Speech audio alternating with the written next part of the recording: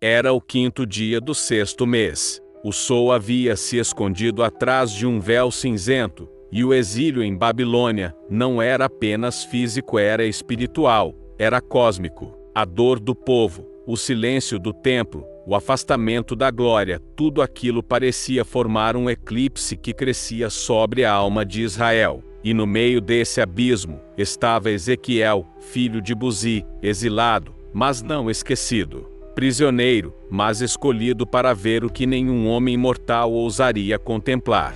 A mão do Senhor pesou sobre ele como um trovão encurvado sobre o deserto. Não foi uma visão gentil, não foi um sonho doce. Foi um arrebatar violento, uma arrancada da carne ao espírito. Ezequiel foi transportado, em êxtase, em agonia, até Jerusalém, mas não a cidade gloriosa dos Salmos, e sim a sua versão corrompida, profanada, infestada pela hipocrisia dos que a governavam. Era a Jerusalém das trevas, aquela que Deus via com olhos de fogo. Foi levado até a entrada do átrio interior da casa do Senhor, a porta do altar. Aquele lugar deveria ser santo, onde o sangue dos sacrifícios puros era derramado para purificar, onde a fumaça subia como perfume para os céus. Mas agora, a fumaça era outra, pesada, doente, era o cheiro da apostasia. O Senhor falou: Filho do homem, levanta os olhos para o norte. E Ezequiel obedeceu, com olhos abertos pelo Espírito. Ele ergueu o rosto e viu o que era proibido, uma imagem de ciúmes, um ídolo estranho cravado nas entranhas do santuário. Era como um espinho no óleo de Deus, uma afronta que queimava como ácido no lugar da presença. A imagem estava ali, silenciosa, mas viva, recebendo o culto oculto de corações que já não pertenciam ao Senhor. Mas isso era só o prelúdio. Verás abominações ainda maiores, disse a voz que vinha como lâmina cortando véus. E Ezequiel foi levado mais fundo, até uma parede do templo, um muro opaco, sem janelas, onde tudo parecia sólido. Mas ali havia um buraco, uma fresta, um rasgo no concreto da religião. Deus ordenou: cava, filho do homem. E ele cavou. E quanto mais cavava, mais percebia: aquela parede era apenas uma ilusão, um esconderijo frágil da perversidade. Por trás dela, uma porta, e ao passar por ela, Ezequiel viu o que jamais esqueceria. Dentro, um santuário das sombras, uma câmara secreta, uma sala oculta de idolatria.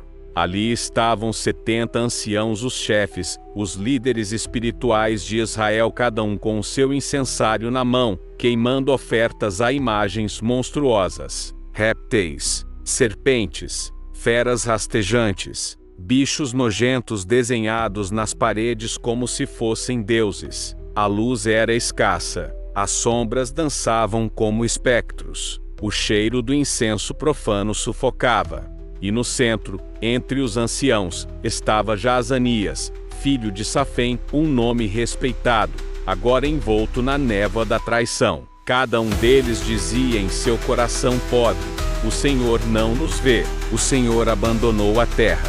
Eles falavam isso como quem cospe no rosto do Eterno. Eles criam que, nas sombras, Deus era cego. Eles criam que, no silêncio, Deus havia desistido.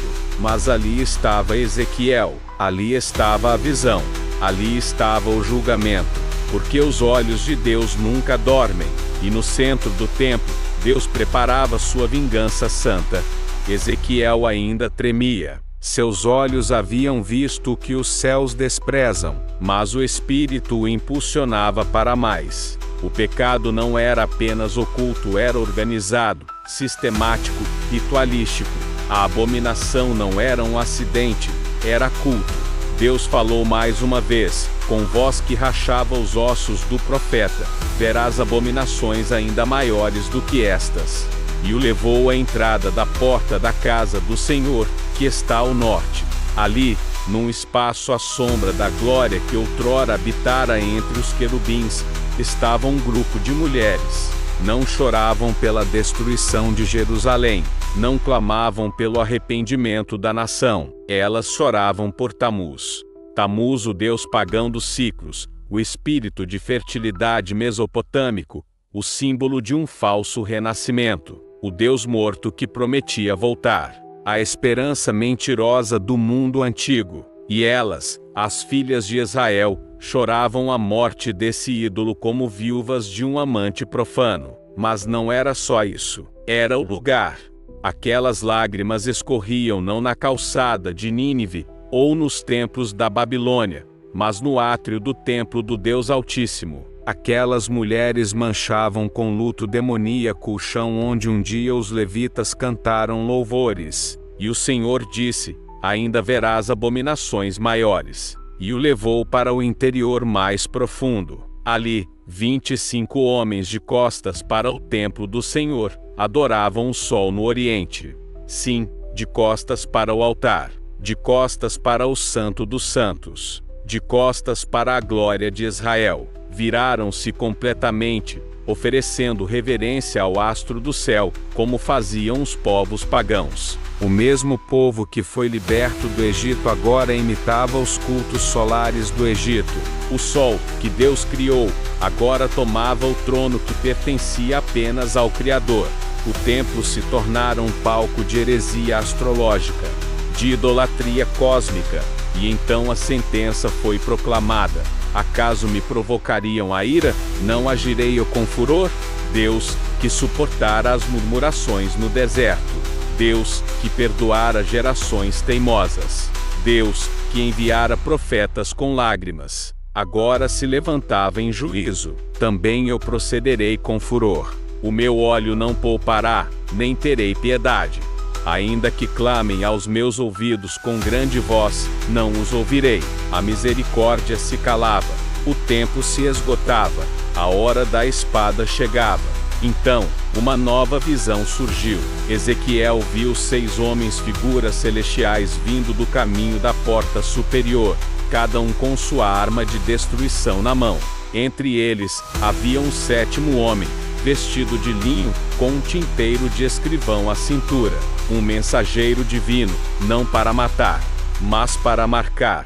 E o Senhor bradou com voz de rei: passa pelo meio da cidade, pelo meio de Jerusalém, e põe um sinal na testa dos homens que gemem e choram por todas as abominações que se cometem no meio dela. O juízo começaria, mas primeiro a marca, o selo dos que choram pelo pecado, os que ainda tremem diante de Deus, os que não se dobraram às imagens, os que ainda sentem dor pela blasfêmia. Eles seriam poupados, mas os demais sentiriam a lâmina do juízo do ancião ao jovem, da virgem à criança, porque o templo de Deus seria purificado não com água, mas com sangue.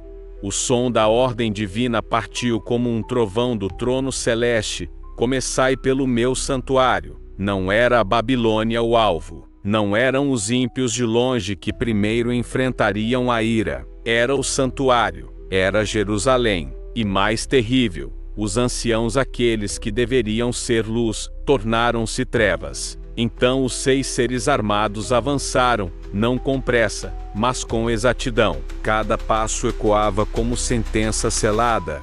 Cada batida de suas sandálias invisíveis sobre a terra era uma trombeta de destruição. O templo, outrora lugar de adoração, agora se tornava o palco do julgamento.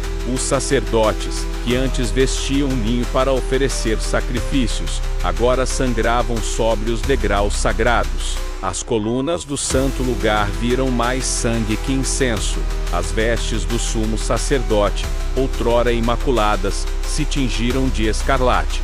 Ezequiel, o vigia que via o invisível, não suportou. Ele caiu sobre o rosto. O pó da terra colou-se à sua boca. Os olhos, já fartos de visões, jorraram lágrimas. Ele clamou com a voz da agonia: Senhor Deus, destruirás todo o restante de Israel, derramando o teu furor sobre Jerusalém? Mas não houve compaixão. A resposta foi o som do juízo endurecido. A iniquidade da casa de Israel e de Judá é grandíssima. A terra está cheia de sangue. e a cidade cheia de perversidade. O Senhor completou, pois dizem: o Senhor abandonou a terra, e o Senhor não vê. Portanto, o meu olho não poupará, nem terei piedade. A cegueira espiritual tornou-se a maior ofensa. Negaram o olhar do Altíssimo e agora seriam deixados à própria sorte. E então, no meio do silêncio tumular que se seguiu, o homem de linho reapareceu, aquele que selava os justos. Ele disse poucas palavras, como se estivesse esvaziado do que vira. Fiz como me ordenaste. Os justos estavam marcados. Os fiéis haviam sido reconhecidos. Mas a cidade estava ferida de morte. Ezequiel olhou para o templo. O véu ainda tremulava. As pedras, ainda em pé, mas algo invisível começou a se mover. A glória, sim, a glória do Senhor, aquele brilho que os olhos humanos não conseguem reter, aquele fogo que arde sem consumir, aquele peso divino que preenche o Santo dos Santos. Ela se ergueu. A glória deixou o seu lugar entre os querubins, flutuou até o limiar do templo, e hesitou. Era como se o próprio Deus chorasse ao partir. Como se o Eterno lamentasse a decisão necessária, mas ele não voltaria atrás. Quando a glória sai, resta apenas o cadáver da religião. O templo não seria mais o abrigo da presença, seria apenas pedra, ruína em espera. O povo, que dizia: o Senhor habita aqui, veria com os próprios olhos. Deus partiu, e onde Deus não está, o inimigo entra. A Babilônia viria, a espada rugiria, o fogo consumiria, e o cativeiro se tornaria a nova terra prometida não por benção, mas por juízo.